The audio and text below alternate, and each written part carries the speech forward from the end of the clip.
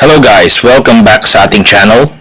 Ngayon ay pag-uusapan natin ang isa sa pinaka-rare at pinakamahal na kahoy sa buong mundo. Ito ay ang agarwood o kilala rin sa tawag na lapnisan.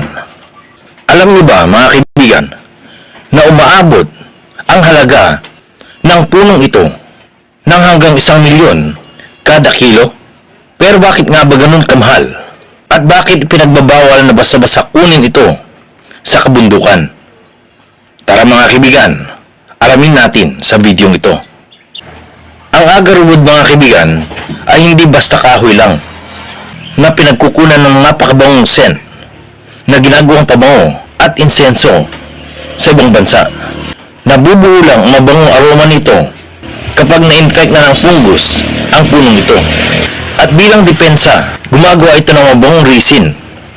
Habang tumatagal mga kaibigan, bumibigat at nagiging maitim ang kahoy. At dito nagmumula ang mabangong aroma sa punong ito na hinahanap-hanap ng mga perfumers at mga incense makers. Mga kaibigan, ito ang dahilan kung bakit napakamahal na parang ginto ang punong ito. Una mga kaibigan, itong punong ito ay rare. At iilan lang sa mga puno ang nagkakaroon ng resin na ganito na napakabango. Ikalawa mga kaibigan, matagal mabuo ang resin sa punong ito.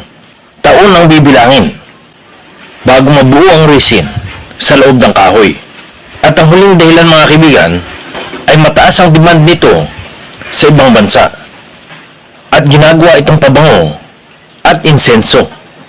Sa Pilipinas mga kaibigan, umaabot ang halaga ng agarwood mula 400,000 hanggang 1,000,000 kada kilo ng punong ito.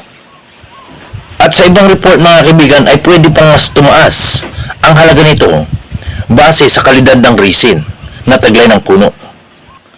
Ang punong ito mga kaibigan ay hindi pang display. Maraming pwedeng paggamitan ang kahoy ng punong ito. Una ay ang perfume o mga pabango na ginagawa sa ibang bansa gamit ang kahoy ng punong ito. Isa ito sa pinaka-premium na scent sa buong mundo.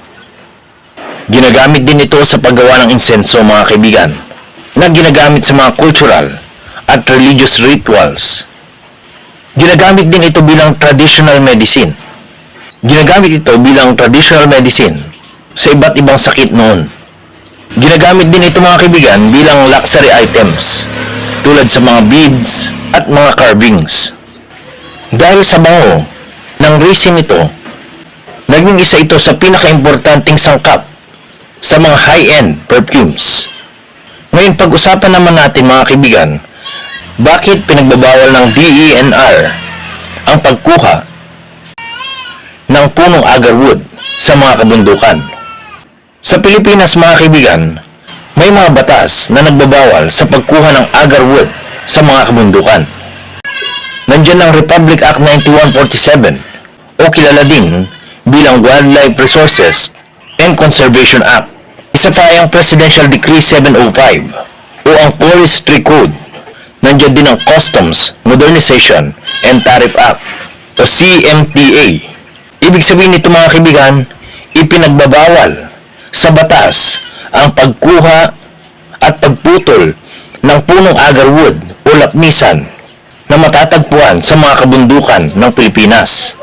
Ipinagbabawal ang magbenta at mag-export ng agarwood ng walang permit. At pwede ka dito makulong kaibigan kapag ginawa mo ito. Pero good news pa rin mga kaibigan, pwedeng magtanim ng agarwood pero highly regulated ito ng gobyerno. Kailangan ng permit mga kaibigan sa pagtatanim ng agarwood o ng lapnisan at hindi pwedeng basta-basta magtanim ng punong ito o basta kumuha ng seeds sa wildlife. Grabe no mga kaibigan, isang kahoy lang pero milyon ang halaga. Pero tandaan mga kaibigan, kahit mahal ang punong ito, kailangan pa rin nating protektahan ang kalikasan.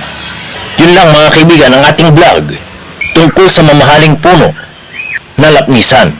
Sana ay may natutunan kayo sa video natin sa araw na ito at kung gusto nyo pa ng ganitong mga videos tungkol sa kalaman, don't forget to like, click the subscribe button at pindutin na rin ang notification bell sa baba ng ating video para lagi kayong updated sa aking mga latest uploads sa ating channel. So that's all for now, and as always, have a nice day everyone.